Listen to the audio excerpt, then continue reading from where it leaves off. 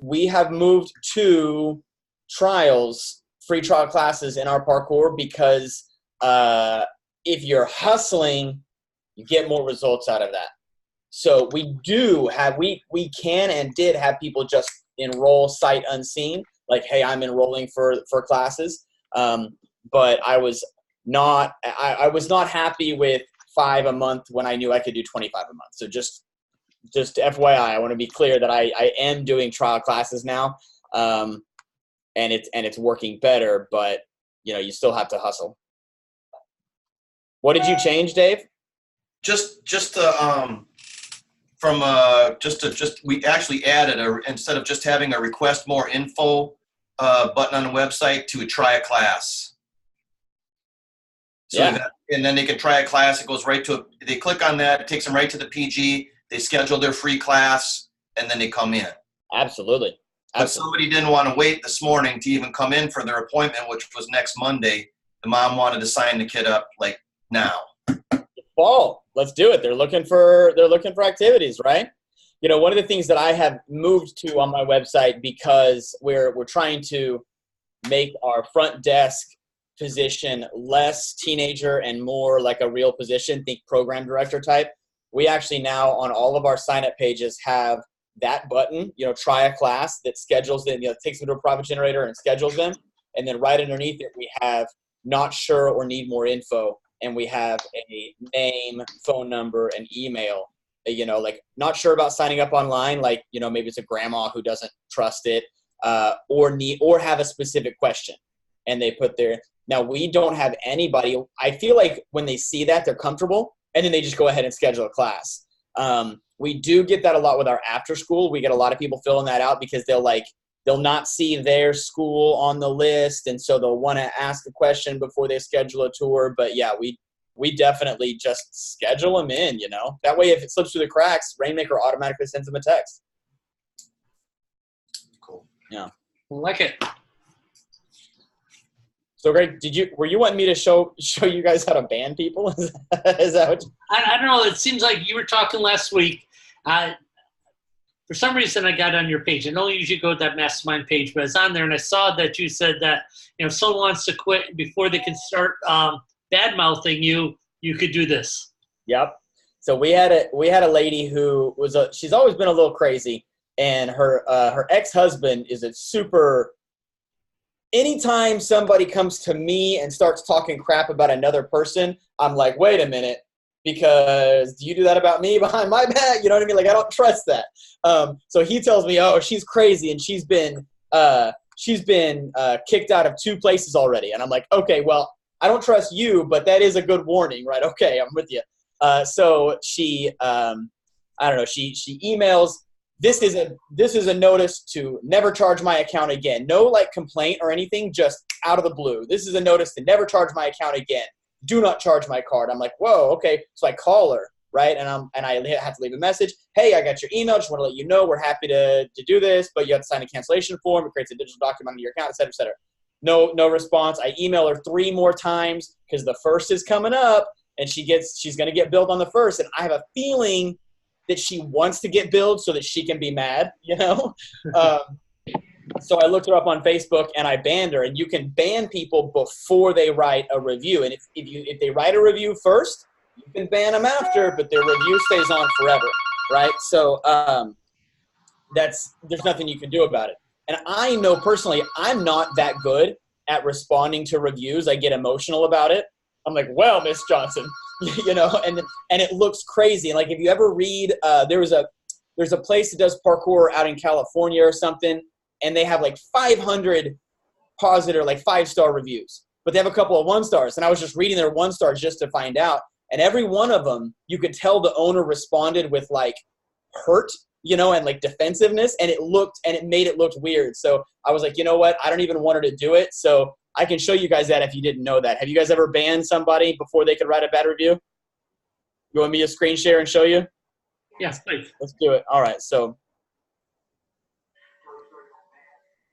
okay. So here we are. Y'all can see my screen? Yes. All right. Let's go to Facebook. And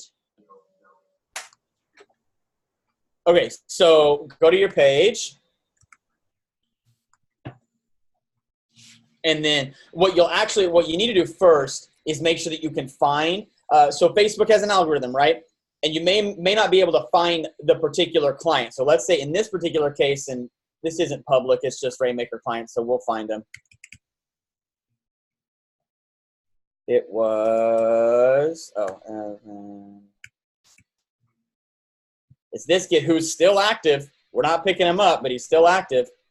And mom's name was Ari Christopher. So what I did was I looked her up first. Ari Christopher. And there she is. And she popped up because we happen to have some mutual friends. You may have to do a little digging if you don't have any mutual friends. So here she is right here, whatever. And you want to make sure that you have the actual link to their Facebook profile, just in case you need it. You also want to make sure that you have their email address. They may or may not use this email for Facebook, but you still want to make sure you have as much information as possible before you go digging or before you try to ban them. So go to your page, and then here, I'm going to take this over here. There we go. And then what you're going to do is go to settings. There's all these settings, obviously. You're going to go to people and other pages, which I don't know why it's other pages, but people and other pages. And you can see a list of all the people who have liked the page. Now, if the person has liked the page, you can ban them a lot easier. So let's say theoretically, let's just pick a random person. I know that Nev. I'm on my bad Wi-Fi. But if they've liked the page, you can search for them and you can ban them there. If they haven't liked the page, what do you do? Like that's the easy way. Everybody knows that. You can even find them in a different area and ban them. But what you can do also is go to people and banned people and pages. Go all the way down to the bottom and hit ban a person. Hey, how's it going, guys? So I can do like Greg Silva. Do I really want to ban this person? And I can hit save and it'll ban the person. So obviously I don't want to ban Greg, but I put her name in there. She popped up. Now if she doesn't pop up, you can do her link, this link right here. You can pop that in there and see, and that pops her up a lot easier. You can also try to do their email, but it may or may not be the email they use for Facebook. And so obviously I've got her banned already, but there she is. I can hit save. Would you like to ban Ari Christopher? Well, she's already banned. She's been banned from Motion Tulsa. So there she is. We started doing this, try to do it ahead of time because once it's done on Facebook, and you guys probably know this, there's no recourse. There's nothing you can do. Facebook doesn't care. It's really pretty negative. The Google reviews, you can appeal to Google and you can say, look, this is unfair. This person's never been here or whatever. And you can fight back a little bit, but there's no fighting back on Facebook. And now that they've changed the recommendations, like how that works, no matter how many positive reviews you get, your star number will never go up now, which is just, I'm a Facebook fan and for advertising, but I'm not happy about that. That's a real challenge. So we've all had those crazy people. You can ban them ahead of time and make sure that they're not there causing problems. You can also and should ban them prior. So let's say that they do make a bad review. We had somebody who claimed that we charged them $900 and blah, blah, blah. And she was just crazy because we charge everybody the same amount. But don't reply to them first. Ban them from the page, then reply so that they can't come back and reply, because my immature self got in a spat with this person underneath their negative review. That was ridiculous. So I went back and deleted all our comments. That was stupid. But I can't delete her comments. Before she's banned, all of her comments stay. And I know that you can click the hide or remove button, but that only hides it and removes it for you and your friends. It doesn't hide it and remove it from anybody else viewing it. And you can prove that to yourself by like logging out of Facebook and then like creating a new profile, logging back in. You'll see all those comments that you thought you hid. They're all there. So, yeah. Very good stuff. When we were at Paul Garcia's, he had his internet guy, and we're talking about Facebook, and he was trying to tell us how the algorithms work and how you pick up an audience. And he said it's really important to have a private Facebook page just for your students, like if you're going to cancel classes. That's not something you should make public because that could actually ruin your audience. Did he mean a group? A Facebook group? It's like you'd have a Facebook group just for your students so you don't put meaningless stuff out there on your... I've never, ever... I understand that, and I've heard that advice before. I've never been a fan of that. I understand it. I get it. But there's two reasons I personally am not a fan of it. Is I don't want to curate that group. Do I add people, subtract people? Like, when do I kick somebody out? Do they stay in forever? I've never wanted to do that much work. Like, I want to be a lazy school owner. I don't want to have to do that. I send weekly emails to my people and texts and things when it's necessary. And the second reason is, like, I got this idea, like, neutral or negative. I can't imagine any positivity or benefit coming from that situation that would outweigh any negativity. So to me, that's going to be neutral or negative. It's going to be a place where people feel free to complain. Hey, well, by the way, the instructor the other day, his uniform was a little off. It was a little tattered. I don't know why you guys let your instructors wear tattered uniforms. You know what I mean?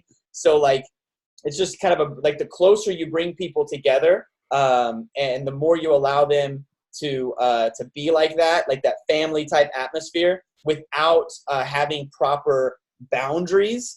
To me, the more they complain and have problems, it just sets them up for it sets you up for failure.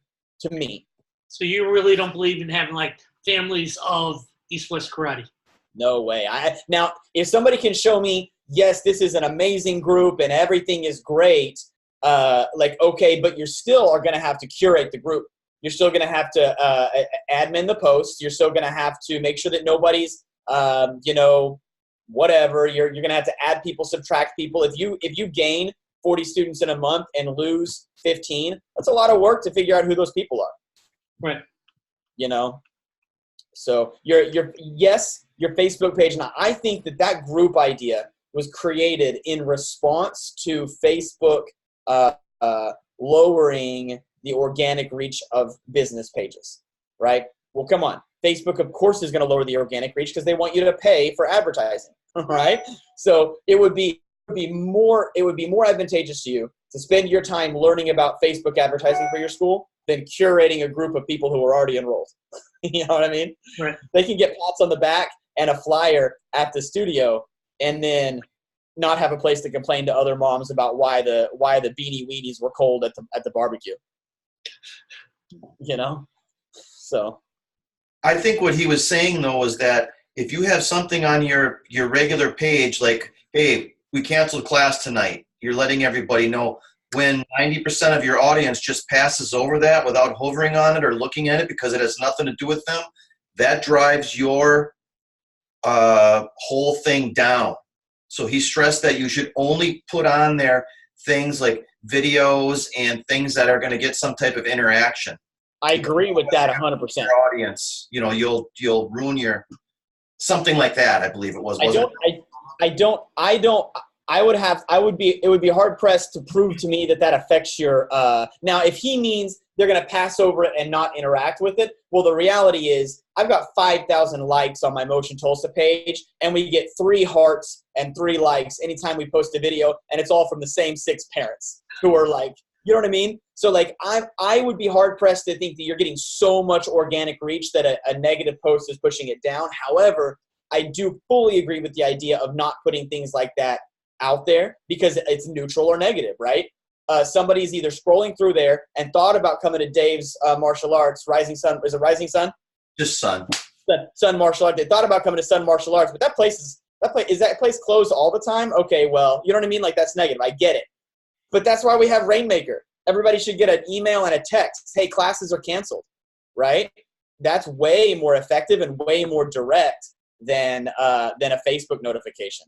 And if they didn't get the text or the email, then they can show up and wiggle the handle and not know and send you a mean email. And then you can say, oh my gosh, you didn't get the email or the text? Well, I don't check my email on my phone. Well, then you weren't going to check your Facebook either. You know what I mean? So you're agreeing with this guy, but you're saying you should be doing that anyway on Facebook. Even if you have a private page, you shouldn't be just stuff you should be doing just like, okay, I'm going to text everyone because I know they're going to get that, know they're going to see that. So. Yeah, exactly. I was just talking to my wife. She does a lot of Instagram posting for her prenatal business. She does prenatal yoga, and then she's looking at doing some more childbirth education type stuff. She's really good at it. She's really passionate about it. And Instagram is where all of her clients are, and it's exhausting. Her to post daily is really, really exhausting. I'm like, look, you're about to need to just turn on some money instead of doing all this organic posting, because you're like wasting an hour of your day creating amazing content for 7 likes. And that's kind of how I feel about martial arts schools. Like, you're not Ariana Grande. You know what I mean? You're not going to get 1 million likes on a post and make a bunch of money on it. That's just not our business, you know? So I do agree with that guy. I don't know about the same why, but I do agree that you shouldn't be posting that kind of stuff. Doesn't make sense to me. Yeah. Yesterday we had a pretty cool conversation about benefits for little dragons. I was talking to Scott Dolph the other day, and he goes, the benefits are totally different. He goes, those moms need a break 2 times a week. Yep. And he says, they just want to get away. So I started thinking after that, I go, since we teach the little dragons, all the mothers are mothers of dragons. So we should have like the benefits of mothers of dragons. Like Tom Baker's really good at this. He's got leather seating with padded chairs. He's got Starbucks coffee and his Keurig in the back. He's got free Wi-Fi, public Wi-Fi for everyone. And he's got phone chargers. So when the moms come in there, they get the Starbucks experience. They just happen to have the kids in the same room. Yeah, I like it. And I started talking about that yesterday, and then I started thinking about Zig Ziglar wrote a book called Raising Positive Kids in a Negative World. He talked about kids going in first grade having high self-esteem, but by the time third grade, they have negative self-esteem. Yeah. Really, the little dragons aren't coming in for the benefits we think the older kids are coming in. They don't need the self-esteem. They don't need this. They need activities, and they need motor skills. Socialization and. Yes. My whole meeting yesterday was how I talk about benefits differently, and that's such a powerful group right now. Yeah. Most schools find that besides just like older kids, little dragons is their bread and butter. I mean, that's the main part of their schools. Well, and it makes teaching, if you actually get on board with that, because I totally agree with you and Scott, it's what they want is a break. They want social interaction. They want listening skills, like listening to an instructor as opposed to a mom, because that's practice for real life. And they want some motor skills. But yeah, they're not looking for confidence, discipline, respect. And a person who is looking for confidence, discipline, and respect for their 3-year-old is probably not my, so like I do agree. And I think that when you advertise that and you tell moms that, it makes teaching the class a whole lot easier. Because rather than having to practice POG A1 and yelling at the kid when they don't do it, it's like, did you stand on your dot with 2 feet? High five. And the mom's like, oh, yay, right? Instead of forcing roundhouses and side kicks and high blocks and things that they can't do anyway. I do agree. It can guide your class in a more positive direction. It makes it easier for you to teach. If we're going to, I know you're kind of doing a lot of parkour now, but for people whose the main thing is still martial arts, I think that class still has to be martial arts. Because if people see that they're paying for just an activity, they can take the kid for another activity. So your school has to be about teaching all those positive things of motor skills through martial arts. What would you say the percentage, if I've got a 30-minute class, what would you say the percentage of pure martial arts techniques jab, cross, front kick, roundhouse, side kick. Does it need to be 50% that? Does it need to be like how much game am I really allowed to play? Because I know when I was coming up through the ranks, sometimes the instructors were like looking at their watch and like, all right, it's dodgeball time. You know, like how much of the class really has to be on their dots doing punches? I don't think a lot has to be on their dots, but I think you can be creative as far as like doing line drills on pads, kicking hand pads where the instructor's interacting with the kids. Yeah. So I think it can be martial arts, but it doesn't have to be game.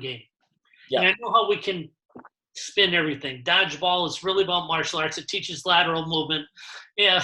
So we can put a spin on everything, but it's got to, I just remember sitting at Tony Hall's school one time, and one mom goes, when they can do that hi-ya stuff?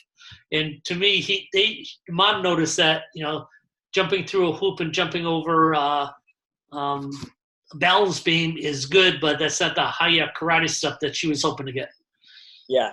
Well, and you have to be Actually, careful. Go ahead.